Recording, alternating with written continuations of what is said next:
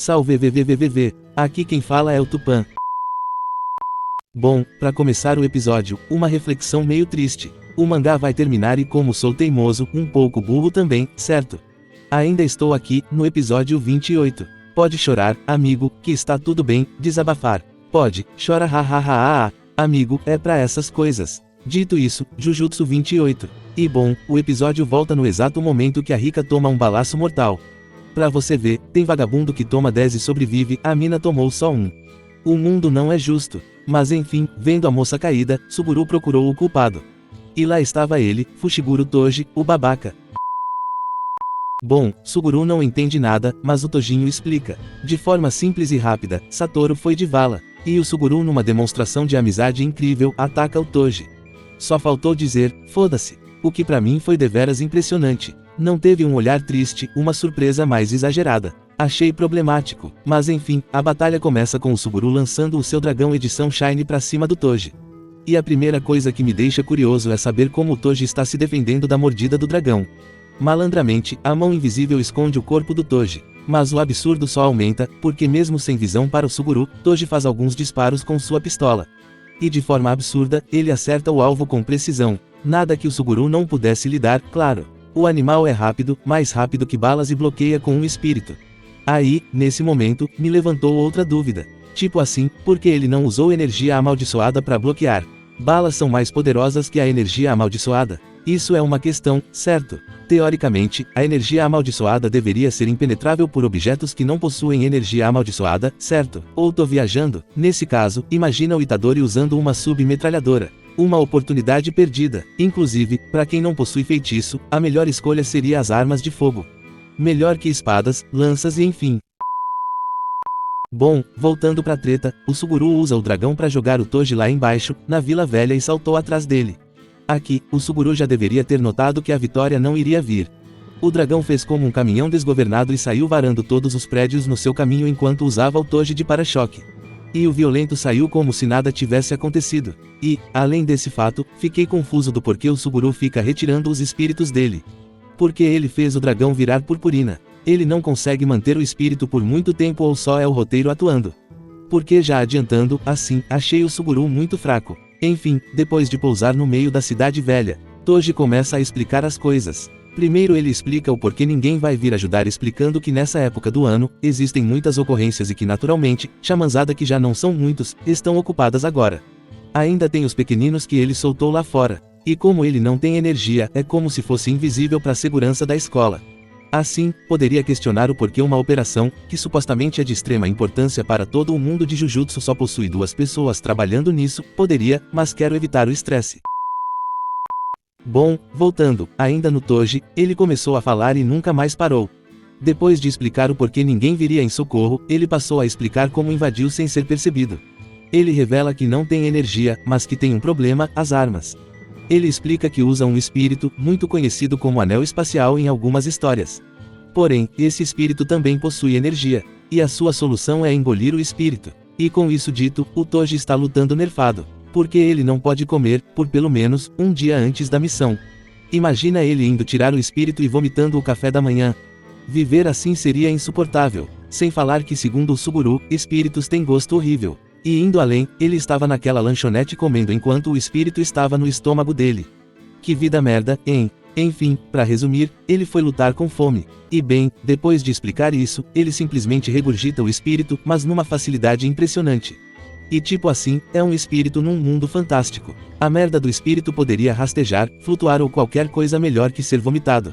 Mas enfim, vai ver ele curte. Bom, o Toji fala e por algum motivo, o Suguru ouve e ouve. Ele até tenta atacar o Toji, mas sinceramente, tenho dúvidas se ele realmente queria acertar.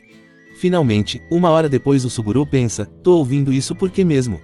Ó, tá maluco? Não vim aqui pra ouvir podcast não. E pra alegria da nação, Toji termina o seu discurso falando sobre como a Kuroi provavelmente foi de Satoru Gojo.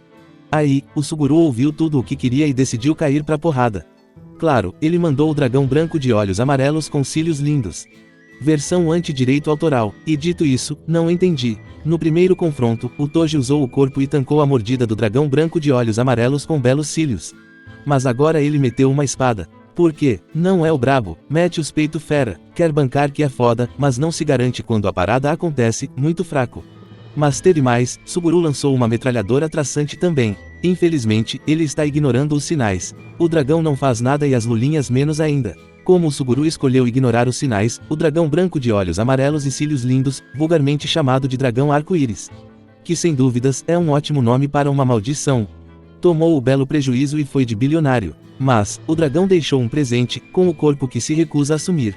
Ele derruba a passarela que Suguru estava, por sorte, o Toji decidiu ir lutar na passarela. O resto da batalha inteira, vai acontecer nessa passarela caindo. A batalha foi mais rápida que a própria gravidade. Chupa Einstein. Bom, durante a queda, do nada, o tempo congela. Chupa, enfim, o fenômeno acontece por causa do outro espírito que ele soltou no episódio anterior. O espírito de uma mulher. O espírito lançou um domínio inato com uma restrição: ninguém pode atacar antes que sua pergunta seja respondida. Muito provavelmente, se você der a resposta certa, sua morte vai ser sem dor, ou talvez nada aconteça. Então, o espírito pergunta se é bonita e o Toji decide ir pelo caminho mais fácil e diz: sou casado. Automaticamente, a punição surge em volta do corpo dele. Várias tesouras antigas aparecem com a intenção de picotar ele. Com esse ataque, o Suguru tinha uma estratégia caso falhasse, porque o feitiço do espírito não deu nem para o cheiro com o Toji, que mostra que é um monstro quando a orelha dele consegue resistir ao golpe da tesoura do espírito. E outra, a produção já estava dando sinais aqui, né? O Toji estático que só move o braço. Bom, e lá vem o plano do Suguru. E o plano é simples: ele usou o seu feitiço para tentar roubar o espírito do Toji. Ele acreditava que sem as armas, vencer o Toji na mão, seria possível. É um mais iludido que o outro. Mas infelizmente, o plano falha de forma inexplicável, já que o espírito era muitos níveis abaixo do Suguru e deveria ser impossível resistir. Mas infelizmente, falhou e ficou com cara de merda. Já o Toji aproveitou o momento, largou a lança invertida e puxou a katana que usou no Gojo. Um flash depois, Suguru tombou com um X gravado no meio do peito. E digo mais, um fã de One Piece não faz um bagulho desses. Enfim, voltando, obviamente, a tentativa do Suguru iria falhar, não tem jeito. Mas pra ser sincero, esperava mais dele. Ele não combina espíritos diferentes, não faz uso das qualidades e poderes desses espíritos. Mesmo durante o filme, a estratégia básica do Suguru é lançar hordas de espíritos para sufocar o inimigo ou então, lançar um espírito forte com poder físico. Ele só usou um espírito capaz de usar feitiço, que foi a moça dos vários olhos. Pra mim, o Suguru foi um pouco decepcionante. O Suguru, pra mim, ele caiu na lista do IC.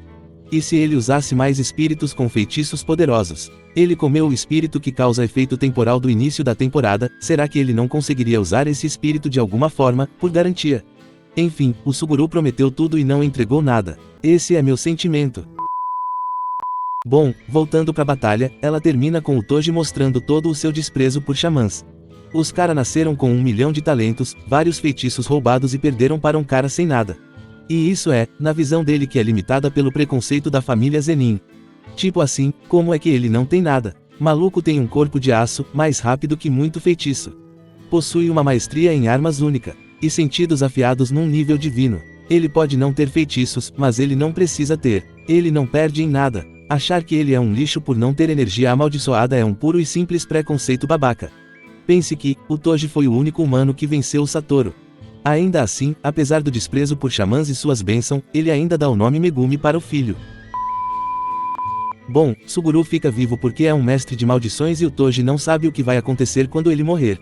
Os espíritos morrem juntos ou se tornam livres. Uma desculpa fraca, mas enfim, pulando o culto que não faz sentido.